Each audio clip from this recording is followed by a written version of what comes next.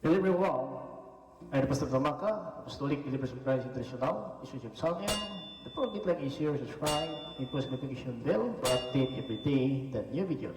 Thank you so much. God bless us all. Magandang umaga po sa lahat ating mga viewers dito po sa YouTube channel, sa Facebook. Naway ang kapayapaan at habag biyan Diyos ay sama sa atin sa magitan ng ating Panginoon Hesus Kristo. Ito piling ko, J. Cristo Jesus, Pastor Lito Maka, Apostolic Believers for Christ International na mga kapatid sa oras na ito. Una sa lahat ay magpasalamat tayo sa Panginoon sa kanyang kabutihan. Hindi po tayo pinabayaan ng Diyos sa bawat araw. Patuloy po tayo na ginagabayan ng Panginoon kung ano po ang narapat po sa ating pamuhay. Ayan po mga kapatid ang nais ng Panginoon na matuto tayo. Huwag tayong mahatulan ng parusa. Ang nais ng Panginoon na magpatuloy tayo sa ating pananampalataya at hindi po tayo mula ng pag-asa dahil sa araw natin ngayon ay nandito na po tayo sa mabigat na mga pagsubok, kapighatian, ating naranasan. Mga kapatid, ito po ay kabahagi lang po ng ating pagkamit ng kaligtasan. So, yung gawin natin mga kapatid, no? Patuloy lang po tayo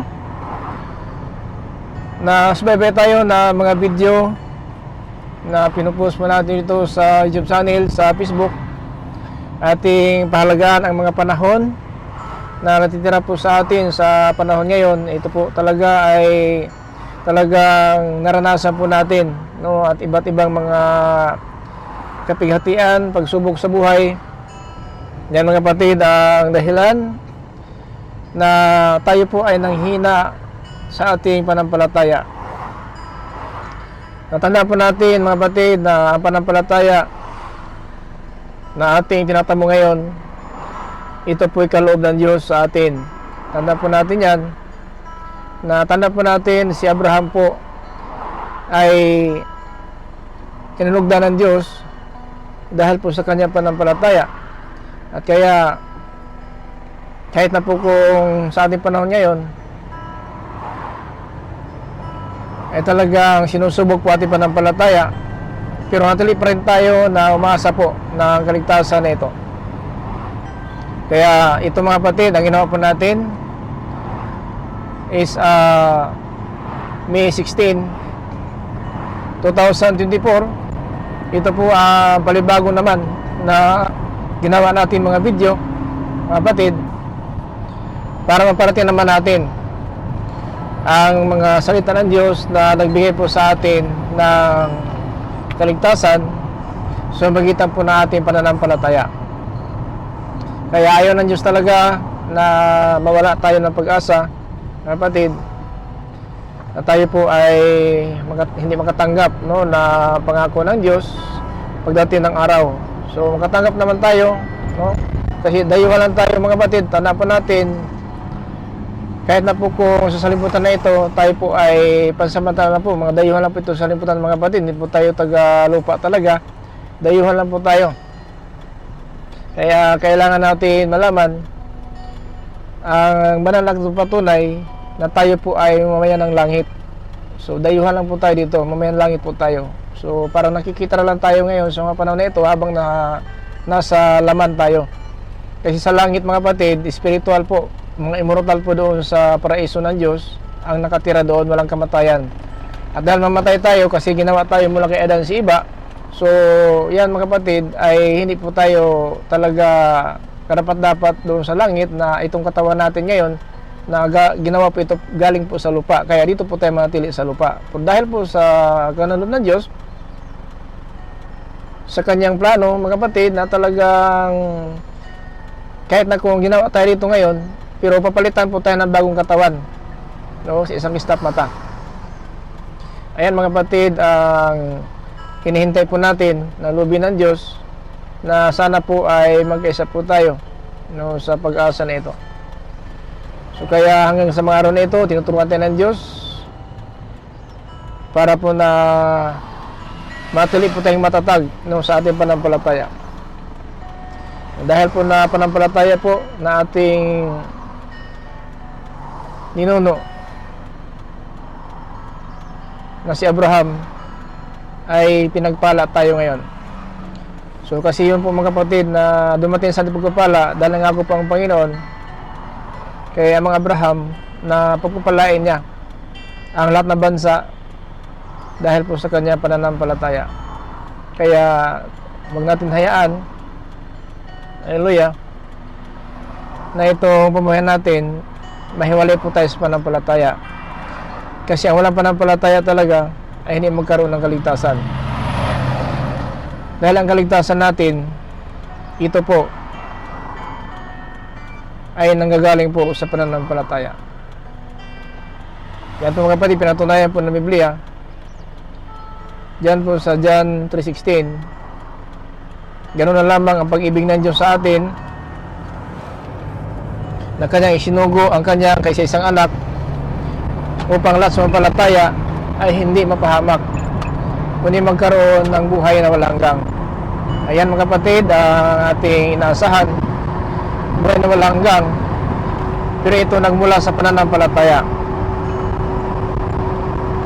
At dahil pananampalataya po tayo, ay sinasama natin ito ng gawa para mapatunayan natin na tunay ating pananampalataya.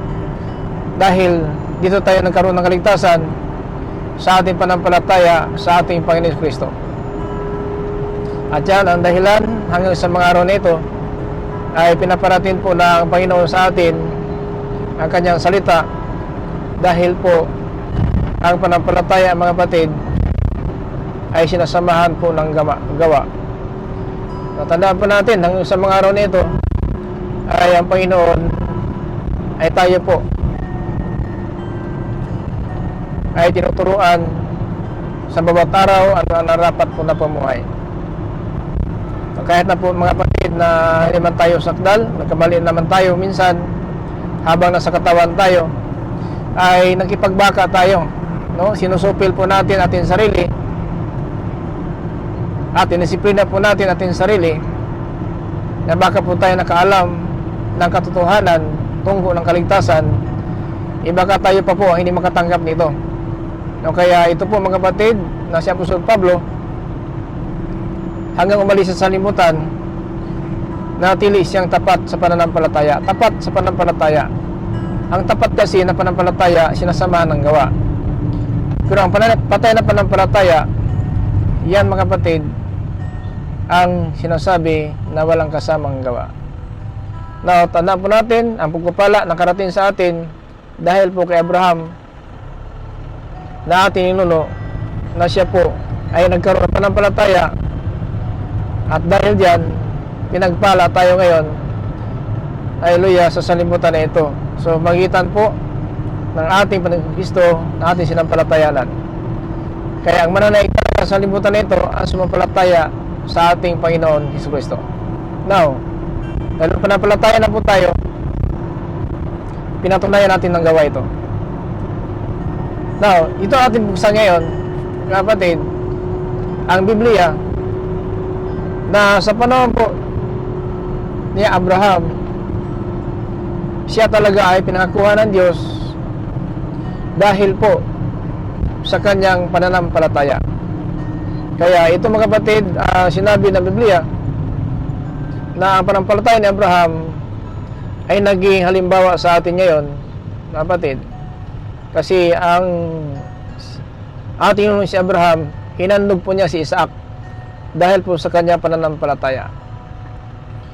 Ito mga kapatid, ang sinabi dito sa Hebrew chapter 11 in verse 17. Kapatid, pakinggan natin.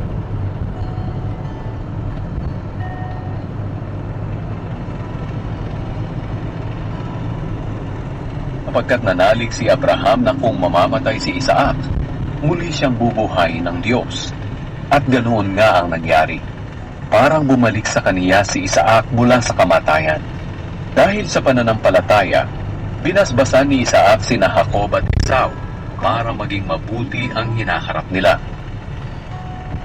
So ito pong dahilan si Abraham pinagpala dahil po inaalay niya si Isaac Kasi alam niya, kung mamatay si Isaac, kanyang ialay, ay muli mabuhay ito ng Diyos.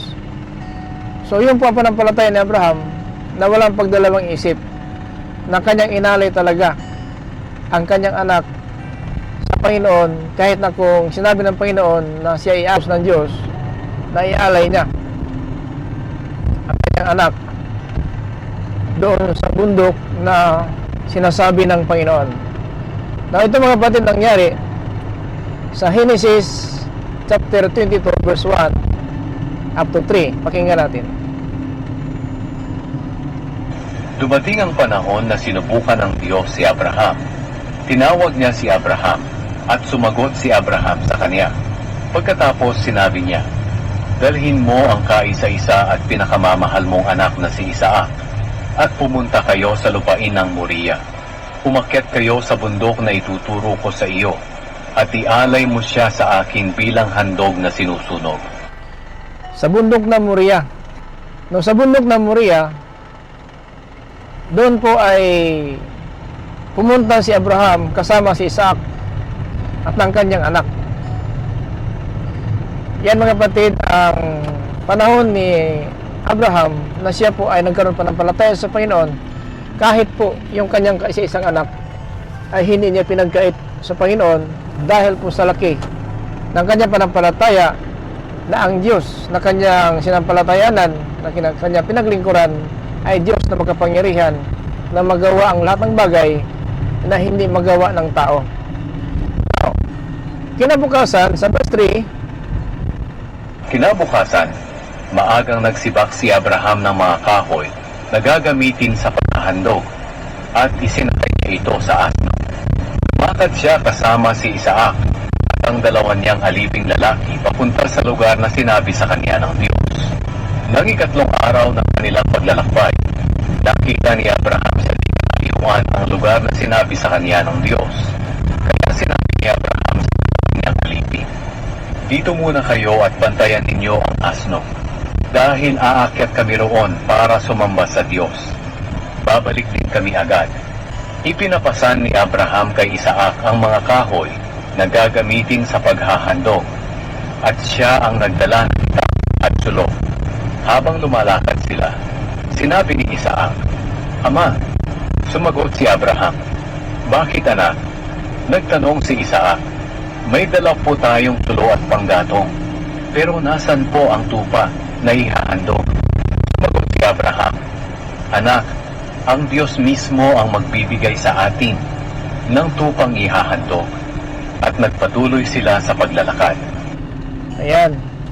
So, habang nalakad sila, si Isaac nagtanong, nasaan na ito ang tupa na ihandog nila? Pero hindi alam ni Isaac, siya pala ang kakatayin at ihandog sa halaran ng Panginoon. So, yun, hindi po dalawang isip si Abraham ng kanyang kaisa-isang anak na anak niya kay Sarah, na kahit na po na pinakamamahal niyang anak ay sinubukan siya ng Panginoon kung gaano kalaki ang kanyang pananampalataya. So, alam naman natin, dalawang isip si Abraham, talagang ginawa niya ang sinabi ng Panginoon. Verse 9 up to 11. Nang dumating sila sa lugar na sinabi ng Diyos, gumawa si Abraham ng altar na bato at inihanda niya ang mga kahoy sa ibabaw nito. Pagkatapos, iginapos niya si Isaac at inihiga sa ibabaw ng altar. Kinuha niya ang itak at nang papatayin na sana niya si Isaac, tinawag siya ng anghel ng Panginoon mula sa langit. Abraham, Abraham! Sumagot si Abraham, narito po ako. Sinabi ng anghel, huwag mong patayin ang anak mo. Ngayon, napatunayan ko na may takot ka sa Diyos dahil hindi mo ipinagkait ang kaisa-isa mong anak. Paglingon ni Abraham, may nakita siyang isang lalaking tupa na ang sungay ay nasabit sa mga sanga ng kahoy at hindi na ito makaalis. Kaya kinuha ito ni Abraham at inihandog bilang handog na sinusunog kapalit ng kanyang anak. Ayan po. So, mismo ang Diyos magawa ng paraan na hindi matuluyan si Isaac sapagkat gusto na makita ng Diyos kung gaano kalaki ang panampalataya ni Abraham. So, nakita po natin na hindi nagalinlangan na talagang hindi niya pinagkait ang kanyang isang anak na inalay po sa Panginoon. So yun po ang pagpapala na yan ay nakarating po sa atin. 13 to 15. Tinawag ni Abraham ang lugar na iyon na naglalaan ang Panginoon. Tinawag ang lugar na naglaan ng Panginoon. So mga kapatid, yan po ang panahon na ni Abraham na siya po nagkaroon ng panampalataya sa Diyos na talagang hindi niya ipinagkait ang kanyang kaisa-isang anak. At dahil diyan, pagpapala talaga ang ating natamo ngayon. So makita po natin ama si Abraham na siya po ang ama natin sa pananampalataya. 15. Ito ang pinagmula ng kasabihang, sa bundok ng Panginoon, may inilalaan siya. Muling tinawag ng anghel ng Panginoon si Abraham mula sa langit. 16. Sinabi niya, ito ang sinasabi ng Panginoon, sumusumpa ako sa sarili ko na pagpapalain kita ng Diyos dahil hindi mo pinagkait sa akin ang kaisa-isa mong anak. Bibigyan kita ng mga lahi na kasindami ng mga bituin sa langit at ng buhangin sa dalampasigan. Sasakupin nila ang mga lungsod ng kanilang mga kaaway.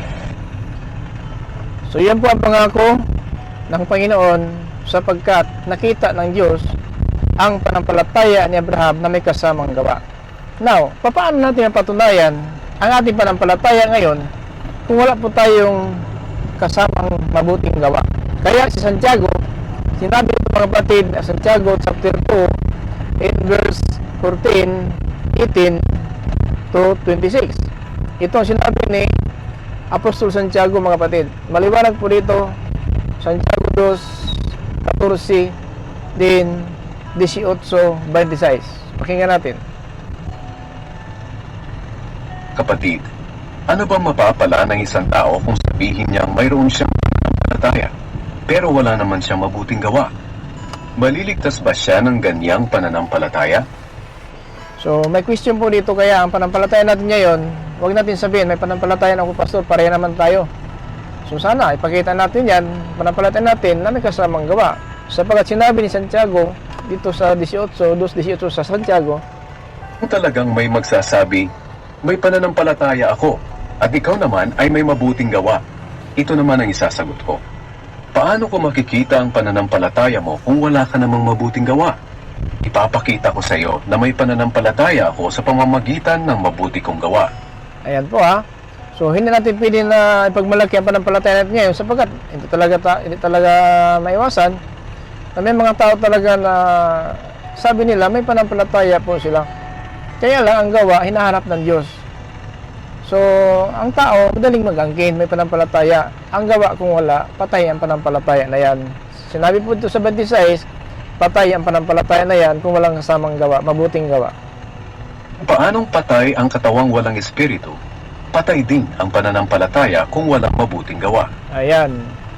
Yan mga kapatid, maliban na labang kung hindi tunay ang panampalataya natin, yun po patay. Ano po yung hindi tunay ang panampalataya? Yun po mga kapatid, ang walang gawa. Kasi ito po, maliwanag sa sulat, sinabi po ni Apostol Pablo sa 1 Corinthians, mga kapatid, tandaan po natin, 15:1 ngadto sa 2 sa 1 Corinthians. Pakinggan natin ha, ito po yung sinabi ni Apostol Pablo. Mga kapatid, nais kong ipaalala sa inyo ang magandang balita na ipinangaral ko sa inyo. Ito ang aral na inyong tinanggap at hanggang ngayon ay pinaninindigan ninyo. Sa pamamagitan nito'y maliligtas kayo kung panghahawakan ninyong mabuti ang ipinangaral ko. Maliban na lamang kung hindi talaga tunay ang inyong pananampalataya. O, ligtas tayo sa aral. E paano kung may aral, wala naman natin ginagawa? So kaya, ay tayo maligtas. Patay po na panampalataya yan. Hindi po natin may pagmalaki ang panampalataya na yan kung patay. No? Kasi maliban na lamang kung hindi tunay. So ano tunay? Yun po ang may panampalataya na walang kasamang gawa. Pero habang ginawa natin mga kapatid ang ating katungkulan bilang manampalataya ay talagang pinapakita natin sa magitan ng gawa. Kasi sinabi ni Santiago talaga mga kapatid na ipakita mo sa akin yung panampalataya na may kasamang gawa. Dahil ipakita ko sa iyo aking gawa na ito ay sumagitan na aking pananampalataya. No? Maliwanag po. Kung talagang may magsasabi, may pananampalataya ako, at ikaw naman ay may mabuting gawa, ito naman ang isasagot ko. Paano ko makikita ang pananampalataya mo kung wala ka namang mabuting gawa? Paano ko makita? So, may question dito. Madaling sabihin po, may pananampalataya po tayo sa Panginoon. Paano makita ang ating pananampalataya kung may kasamang gawa? Kasi Santiago nagsasabi, ipakita ko sa iyo. Mga kapatid, ang sabi sa Santiago, ipakita ko sa iyo. Paano mo ipakita sa akin pananampalataya? Walang mabuting gawa. Pero Santiago nagsasabi dito, Papakita ko sa iyo na may pananampalataya ako sa pamamagitan ng mabuti kong gawa. okay, ipapakita ko sa iyo na may pananampalataya ako sa magitan ng aking mabuting gawa. So, di ba? Yun po ang dapat malaman natin. So, maraming mag-angkin naman ngayon, may pananampalataya. Pero, mga kapatid, hindi po yan basihan hanggang sa bibig lang po natin na may pananampalataya tayo kung walang gawa. Kailangan natin ipakita ang ating pananampalataya na may kasamang gawa. Yun po ang pinakamalaga na malalaman natin kung tunay ba talaga ang ating pananampalataya. Kung hindi tunay, walang kaligtasan. Di ba? Sinabi sa 1 Corinthians chapter 15 verse 2, maliban na lamang kung hindi tunay ang inyong pananampalataya. Ano hindi tunay? Yung nag-angkin na may pananampalataya pero walang kasamang gawa. Ayan pong dahilan mga kapatid na tayo ngayon ay nahirapan. Nahirapan tayo sa kalagayan sapagkat ang pananampalataya natin hindi tunay. Kasi inaangkin may pananampalataya, kung pamumuhay natin mga kapatid, napakalayo po sa kalooban ng Diyos. So yan po ang pananampalataya na patay. Tulad ng katawan, hiwalay ang espiritu, patay ang katawan. Yan ang pananampalataya na walang gawa, patay ang pananampalataya na yan. Kaya dapat mga kapatid, ang pananampalataya natin, ipakita natin sa mga tao, sa mata ng Diyos na talagang tunay ang ating pananampalataya. Kasi kung pananampalataya po natin ay walang kasamang gawa, patay ang pananampalataya na yan. So maliwanag po ang sabi ni Apostol Santiago sa 2:18. Kung talagang may magsasabi, may pananampalataya ako, at ikaw naman ay may mabuting gawa, ito naman ang isasagot ko. Paano ko makikita ang pananampalataya mo kung wala ka namang mabuting gawa? So talagang hindi makita talaga ang ating pananampalataya sa mata ng Diyos, sa mata ng tao, kung wala tayong mabuting gawa. So hindi pwede mga kapatid na ating pananampalataya ngayon nasa bibig lang po. Kailangan natin ipakita sa magitan ng ating gawa. Kasi yan lang po ang pinakasintro ng salita ng Diyos na ipakita natin ang ating pananampalataya sa pamagitan ng gawa. Kaya madaling sabihin talaga sa sanlibutan na may pananampalataya po. Pero ang ating pamuhay naman mga kapatid, napakalayo po sa katotohanan na talaga may pananampalataya po tayo. Kaya nga, sabi ni Apostol Pablo sa 1 Corinthians in chapter 15 verse 2 na sumagitan tuligtas kayo sa mga aral na iyong pinanghawakan na ipinangaral namin sa inyo, maliban na lamang kung hindi tunay ang inyong pananampalataya. So kapag hindi tunay pananampalataya, wala po tayong maasahan ng kaligtasan. Kaya ang pananampalataya, sinasamahan talaga ng gawa. Kaya hindi natin masabi talaga, may pastor, may pananampalataya ako tulad mo. So hindi po natin yan maipagmalaki kung wala tayong mabuting gawa. Si Apostol Santiago, sinabi niya dito, Papakita ko sa iyo na may pananampalataya ako sa pamamagitan ng mabuti kong gawa. So ipapakita ko sa iyo na may pananampalataya ako sa pamamagitan ng mabuti kong gawa. So yan po ibig sabihin. So madali lang po natin ang kinin na may pananampalataya po tayo. Pero ang problema, itong ating ugali sa sanlibutan, ang ating pamumuhay, napakalayo po sa kalooban ng Diyos. No? Kasi ang puot, ang ating galit, ang ating sama ng loob sa ating kapwa ay hanggang ngayon nandito pa sa atin. Kaya po din napakita sa Diyos talaga na totoo talaga may pananampalataya po tayo. Dahil ang pananampalataya mga kapatid, tanda po natin, ito po ang mismo ang gumagawa. Hindi pwede na sinasabi natin may pananampalataya pero wala tayong gawa. So itong sinabi ni Apostol Pablo sa 1 Thessalonians, mga kapatid, ito po ang sinabi sa chapter 1 in verse 3 na nagagalak po ang mga apostol, mga kapatid, nagpapasalamat sila na pag naalala po nila ating mabuting gawa na bunga ng pananampalataya. Nagpapasalamat kami kapag inaalala namin ang mabubuti ninyong gawa na bunga ng inyong pananampalataya. So kaya habang na may pananampalataya tayo, makikita natin ang bunga itong ating gawa. Kasi madaling sabihin ngayon sa limutan na may pananampalataya daw sila. Pero ang bunga ng pananampalataya, ito ang ating gawa. Kaya ang Santiago talaga na sa Santiago 2:18, ipakita ko sa iyo ang aking pananampalataya sa magitan ng mabuting gawa. So yan mga kapatid, na hindi pwede ngayon, siguro hanggang sa mga panahon na ito, madaling sabihin natin, may pananampalataya ako, pastor, sa Panginoon.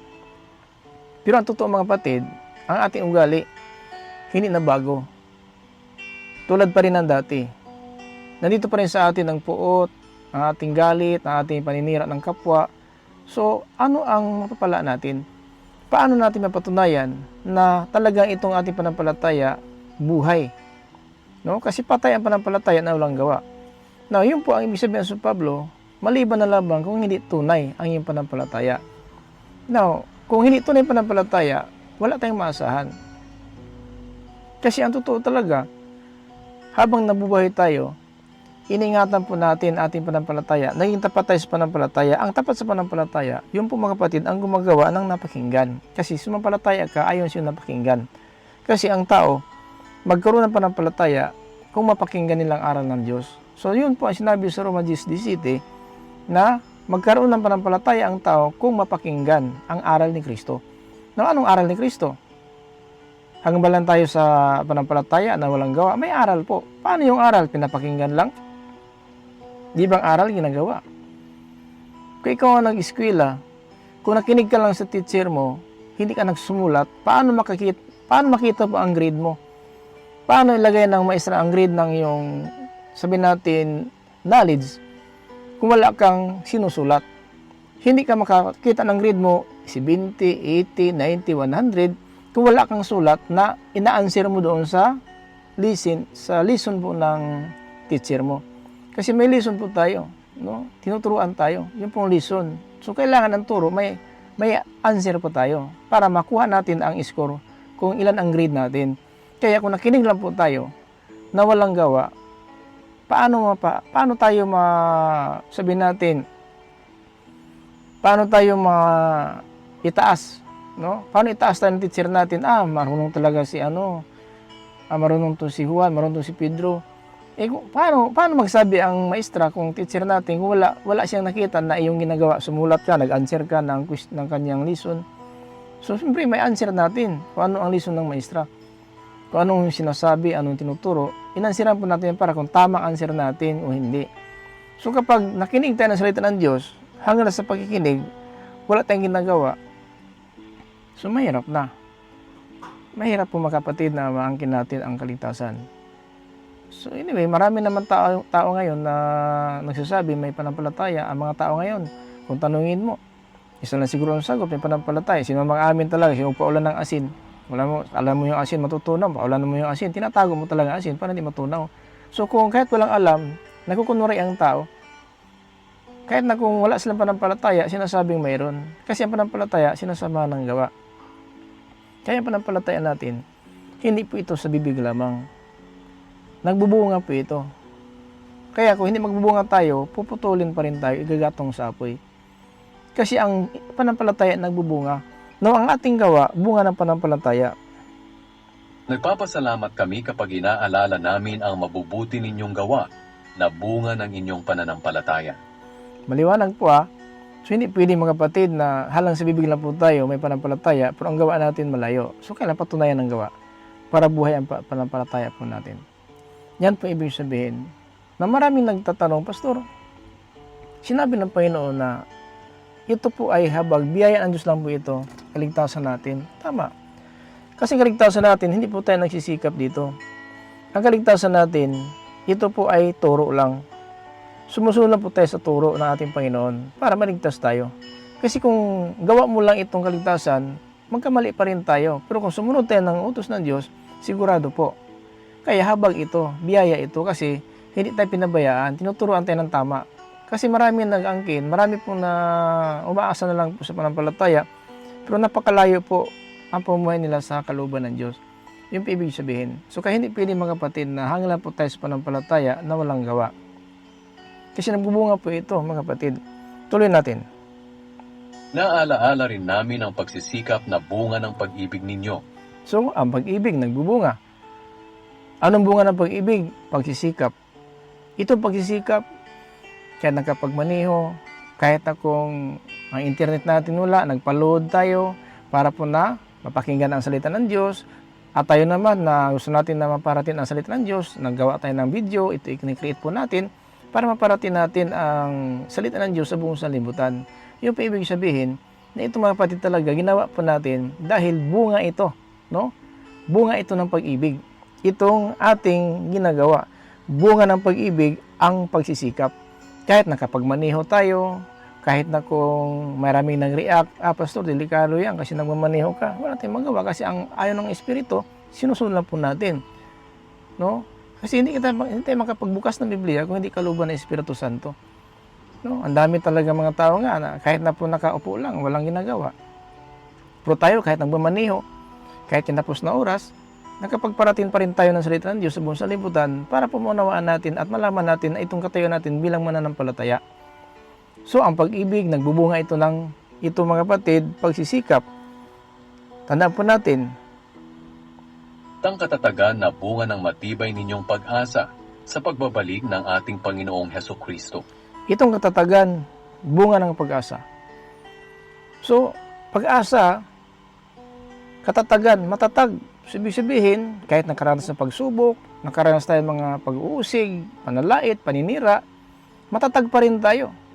No? Nanatili pa rin tayo sa paglilingkod sa Panginoon. Naging matatag tayo, kapatid, ito ang bunga ng pag-asa sa pagbabalik ng Panginoon. Kasi kung wala na pong katatagan natin, tandaan po natin mga kapatid, kunting pagsubok lang, kunting suliranin lang, mahiwalay na tayo sa presensya ng Panginoon. Pero habang na matatag tayo, kahit nakaranas tayo mabigat na pagsubok, kahit nakaranas tayo mga pag-uusig, panlalait, paninira, pero nandyan pa rin tayo. Napatatag pa rin tayo sapagkat sa pag-asa na ito, nababalik talaga ang Panginoon. Totoo po yan. Ginagawa niyo ang lahat ng ito sa paningin ng Diyos na ating Ama.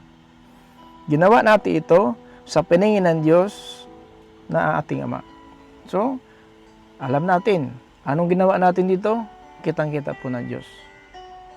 Kitang-kita po ng Diyos ang ating ginagawa. Saan tayo paroroon? Kitang-kita ng Diyos. Nakapag-create ng video, alam ng Diyos. Ito ginawa natin para po na mag-isa tayo sa pagkamit ng kaligtasan bilang mananampalataya. Na tayong manampalataya ang iglesia ng Diyos na buhay. So, hindi simbahan, hindi relihiyon, hindi karatula, ang iglesia ng Diyos. Tayong manampalataya ang tinatawag na iglesia ng Diyos na buhay. Kaya, dahil may panampalataya tayo, patatagin natin mga kapatid ang panampalataya na ito. Maghayaan na masayang lamang mga kapatid. Kaya tayo po ang totoo may panampalataya. Kaya lang, ang ating panampalataya, sinasamahan ng gawa. Kasi ang sinabi Biblia, na tayo manampalataya ang iglesia ng Diyos na buhay.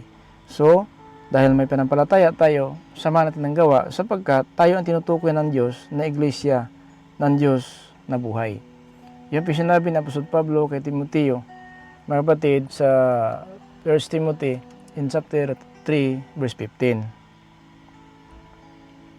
Kung sakaling maantala ako, alam mo na kung ano ang dapat ugaliin ng mga mananampalataya bilang pamilya ng Diyos. Tayong mga mananampalataya ang iglesia ng buhay na Diyos, ang haligi at saligan ng katotohanan. Ayan po. Kaya ipakita natin ang tunay na panampalataya na ito may kasamang gawa. Kasi tayo po ang tinutukoy ng iglesia ng Diyos na buhay ng mga mananampalataya. Hindi simbahan, hindi relihiyon, hindi karatula, at hindi sa bansang pastor lang po na talaga iglesia ng Diyos. Kasi marami po ngayon mga pastor din na nagtuturo po na hindi po sang-ayon sa katotohanan. Kaya ang basihan nito, ang ating panampalataya, samahan ng gawa. Yung ano ating ginagawa? Ang utos ng Diyos. Ngayon mga kapatid, ang ating pinapangaral habang nasa sanlibutan po tayo, ito talaga ating pinapangaral na sana mga kapatid, na huwag tayong mag-iba. No? Huwag tayong mag-iba sa mga aral ng mga apostol. Tanda po natin, Ang Panginoon po ang nagtuturo sa atin na tamang pumuhay para po na ating pananampalataya ay makikita ng Diyos.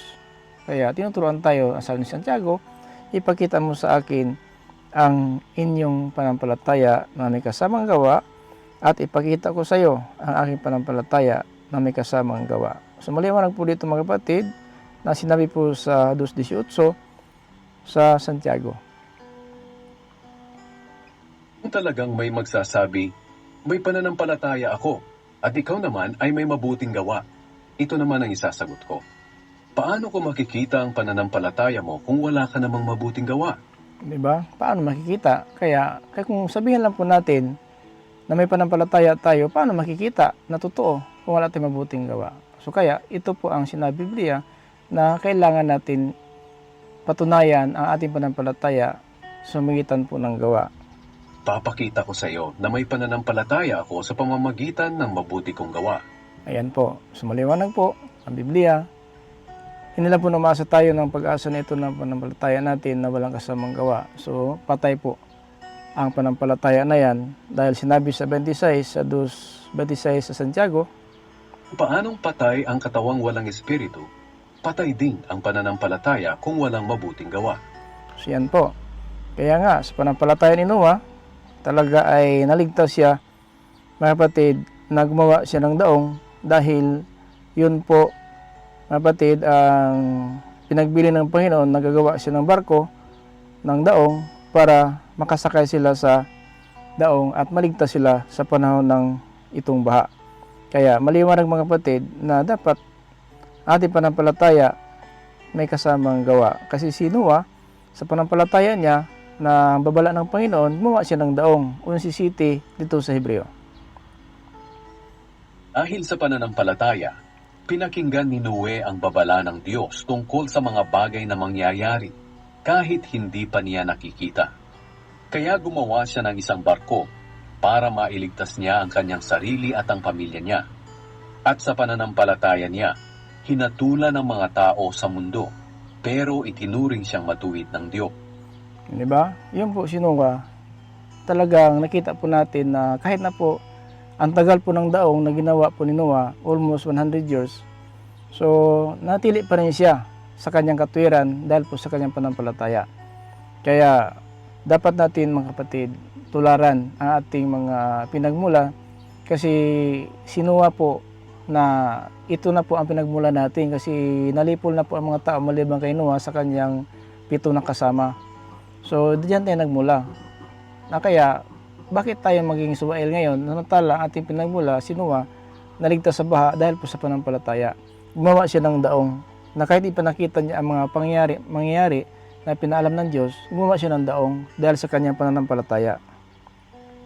Dahil sa pananampalataya, pinakinggan ni Noe ang babala ng Diyos tungkol sa mga bagay na mangyayari kahit hindi pa niya nakikita. Kaya gumawa siya ng isang barko para mailigtas niya ang kanyang sarili at ang pamilya niya. At sa pananampalataya niya, hinatulan ng mga tao sa mundo, pero itinuring siyang matuwid ng Diyos. Ayan po. Kaya hindi pa huli ang panahon. Kung talagang may pananampalataya tayo, so samahan natin ang gawa. Yun lang po ang pinakamalaga sapagkat ang pagpapala ng Diyos, tumo ng kaligtasan, hindi po sa nakikinig. Ang pagpapala ng Diyos nasa gumagawa. 2:13, pakinggan natin dito po sa Roma. Sapagkat hindi ang nakikinig sa kautusan ang itinuturing ng Diyos na matuwid, kundi ang tumutupad nito. So tanda po natin, hindi nakikinig, ang itinutuwid sa paningin ng Diyos, yung tumutupad. Kaya gawin na po natin kung ano ating napakinggan na aral ng Diyos, tungkol ng kaligtasan, patungo ng buhay na walang hanggan. So gawin na po natin yan mga kapatid, sapagkat hindi pa huli ang lahat. Habang buhay pa tayo ngayon, gawin na po natin. Sapagkat pagdating ng dilim, kung kamatayan natin, hindi na po natin magawa kung anong napakinggan natin ngayon. So tandaan po natin, habang buhay pa tayo, gawin na natin ang nararapat sa Panginoon para hindi po tayo maparusahan, para tayo makamit ng tunay na kaligtasan sa magitan na ating pananampalataya. Kaya sinabi po ni Apostol Marcos, ang sumampalataya at mabautismuhan ay maliligtas. Subalit, ang hindi sumampalataya parurusahan. So mga kapatid, yan po ang ibig sabihin na kailangan natin malaman na ang lahat sumampalataya at mabautismuhan. Ang lahat ng sasampalataya at magpapabautismo ay maliligtas, ngunit ang hindi sasampalataya ay parurusahan. So marami yung nampalataya ngayon, wala pang bautismo din sa pangalan ng ating Panginoon Kristo. So hindi po natin yan masiguro ang kaligtasan dahil marami yung nampalataya ngayon, wala rin silang bautismo sa pangalan ng ating Panginoon Kristo. At mga kapatid, tanda po natin, parusa talaga ang kantungan natin. So hindi po huli ang lahat, sinasabi ko na nga, na habang buhay pa tayo may pag-asa.